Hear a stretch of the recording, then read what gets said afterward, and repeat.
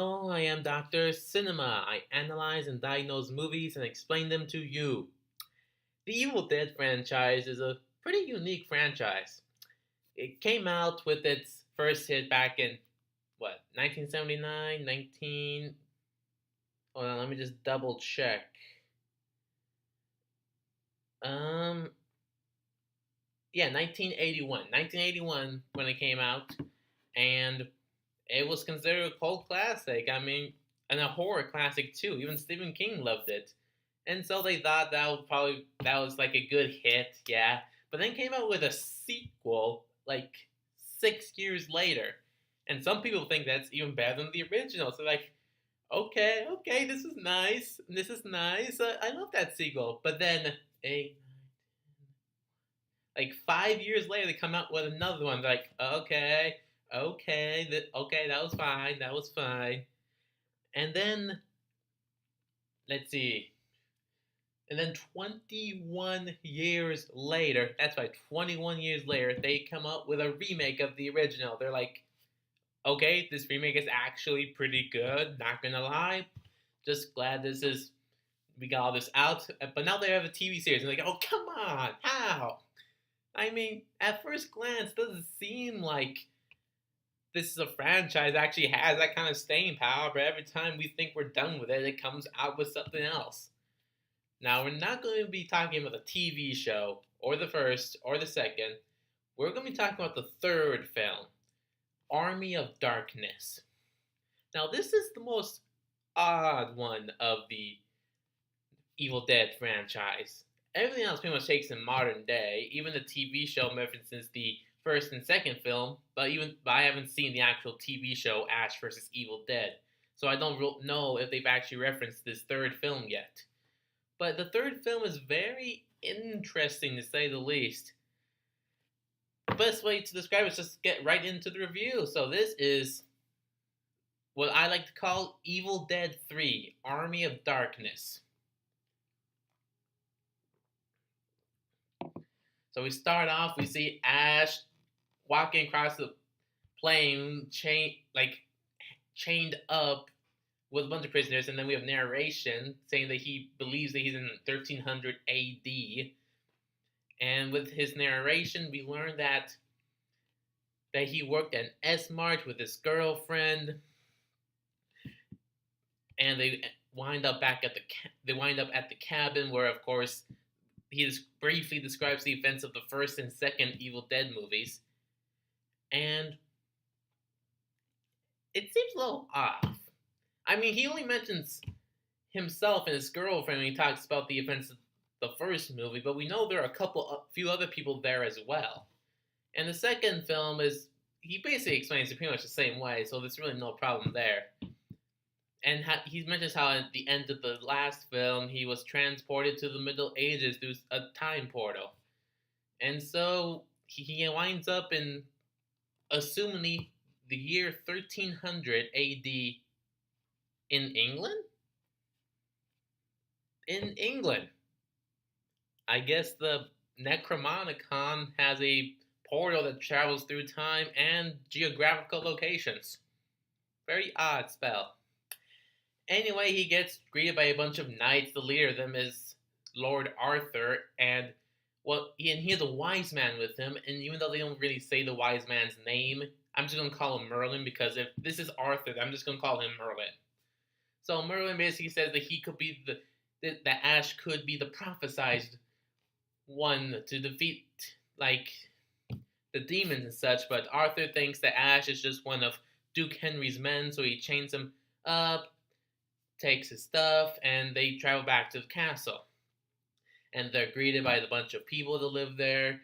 And a woman named Sheila asked Lord Arthur about her brother that was with them. He said that her brother fought honorably, but he died in battle.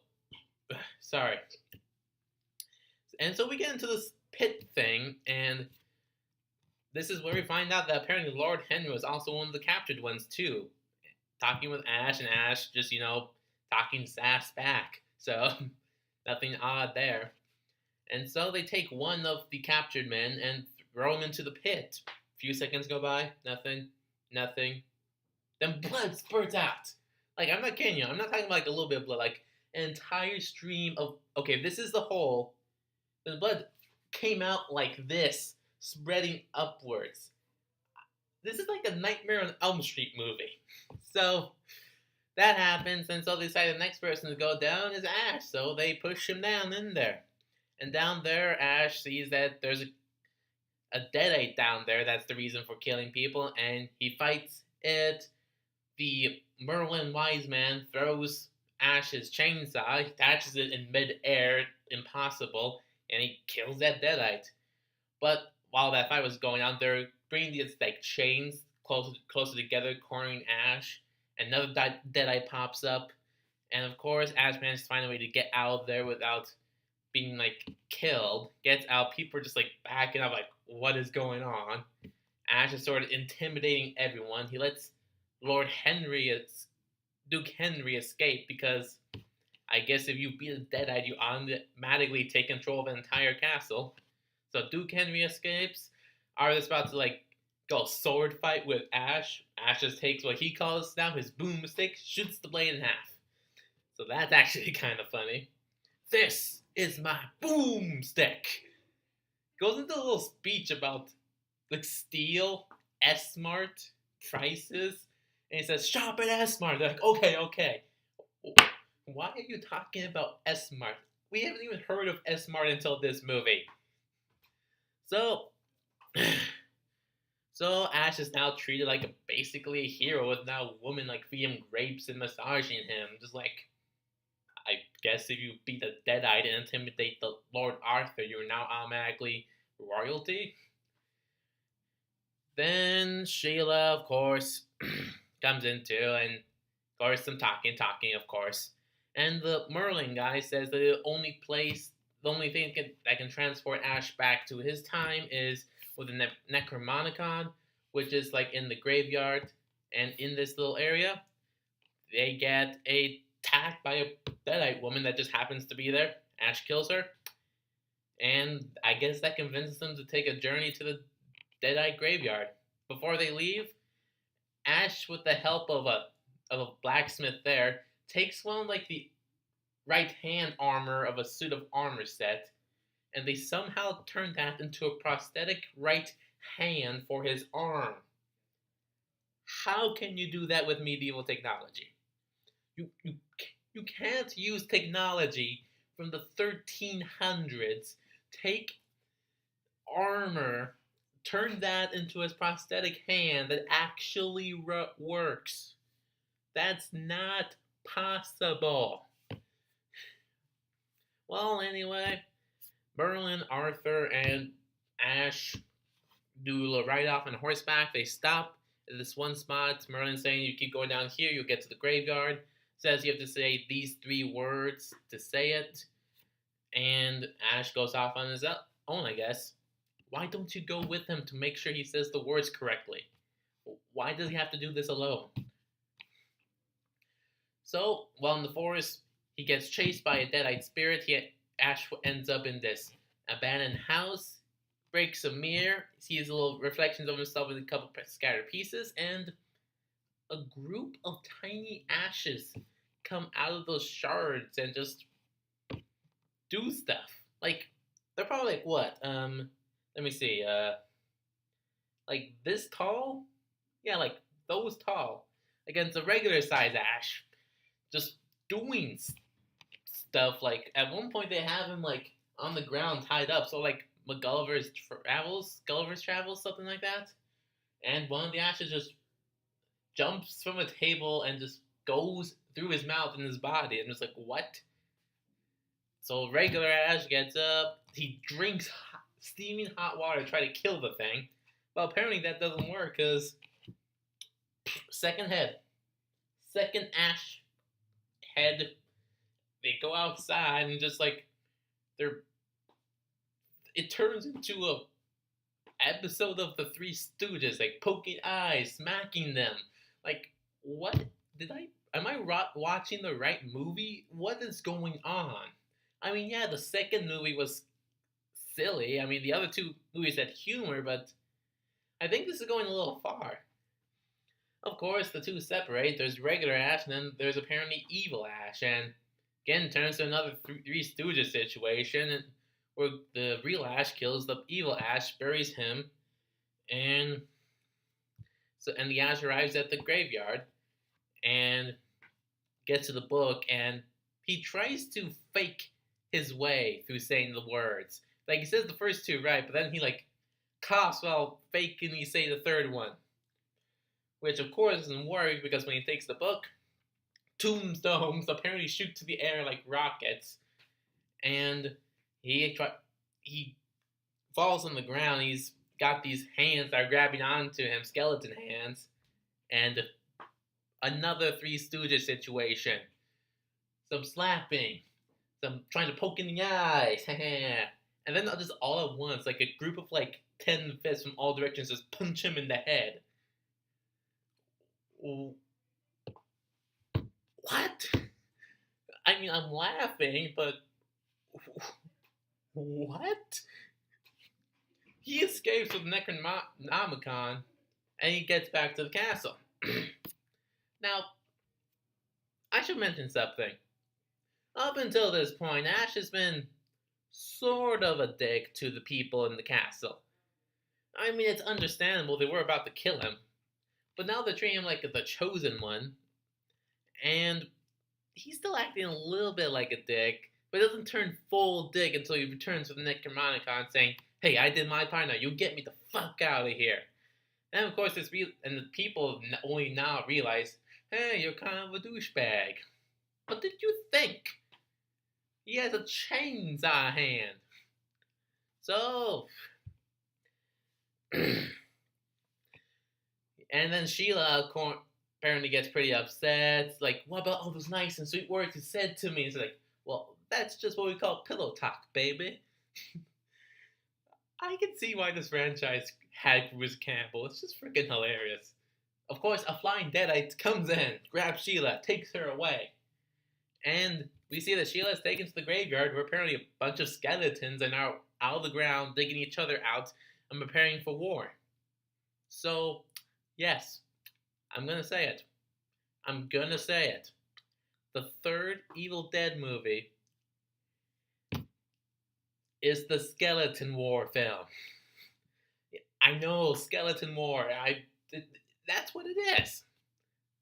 So, sorry. So apparently now this is enough reason for Ash to rally what's left of the people at the castle, sending a couple people out to get the Duke Henry's army if they can get him, and they prepare, like, do some battle combat training, doing some chemistry stuff to make little bags of gunpowder. And while this is all going on, I'm just realizing, this is great character development. At the beginning of the first movie, he's the guy, the awkward, sort of cowardly guy that only survives because that you weren't expecting him to survive. The second film actually becomes a little bit of a badass. But the third film, he just turns full out, all-knowing superhero, basically. Like, and this happens basically over the course of a long weekend. Like, that's how long it happens, and, like, it's ridiculous, but I love it. So, the Deadite skeleton army comes up, and they begin attacking the castle, and of course, Ash and Arthur lead the men to fight back. And I gotta admit, the Deadite army is pretty organized. I mean, with most movies about demons and stuff, they usually just like go looking out for each other, like stabbing each other in the back. But with the Deadites, they actually have a bit of a camaraderie with them. I gotta respect that. So this big fight's happening in the courtyard within the castle. Ash, of course, comes face to face with Sheila, who's now possessed by a Deadite. He beats her, but doesn't kill her. And then he goes on to find evil Ash, who's now leading the army, and fights him. And for half of this fight, there's like big epic music playing, but for the other half, it's just almost complete silence. Like, I guess you just didn't want to score the entire fight. Okay, you're taking a smoke break. I don't. Okay, let's just move on. And this is where Duke Henry's men come in and help out Arthur's men, and Ash and Evil Ash are fighting. Evil Ash is on a catapult. The real Ash lets the catapult fire. Evil Ash is splitting in the air, in the air, in the air, like boom! What? He explodes in midair. Did I miss something? Did we attach gunpowder bags to him? Why did he explode? I Whatever, I'm gonna take it. And apparently this is enough for Henry's men and Arthur's men to be like, screw whatever war rivalry we're having. We survived! And as the skeleton army is spreading away, I hear one of them say, let's get the hell out of here! Which I think is actually kind of funny. So, of course, for the Necronomicon now, Necronomicon, the Merlin makes a potion for Ash, and I think he gives him the book as well, because the TV show shows that he has the book with him, so I'll just go say that. Says goodbye to Sheila, who's now normal now, takes the potion with him and leaves. I guess he has to leave before he drinks the potion. And then we cut back to modern day at the S-Mart where Ash is working. And he's telling the story to his friend, and he obviously doesn't quite believe him. He's like, so you could have stayed there the entire time?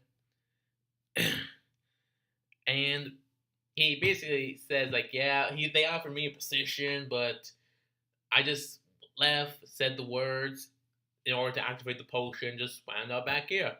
So you said the words this time? Did you actually say the words correctly this time? Yeah, I basically said it. I mean, all the syllables and stuff. How do you mess up saying the words twice? I mean, in fact, if you messed up, why are you here? Apparently, but of course, woman comes in like saying that she thinks his story is cute, a little flirty. Then Deadite Woman appears. So I guess not saying the words correctly before picking up the book summons an entire Deadite army. But if you don't say the words correctly before using a time traveling potion, you still end up where you want to go back to. You just have to take a Deadite with you. Makes sense to me.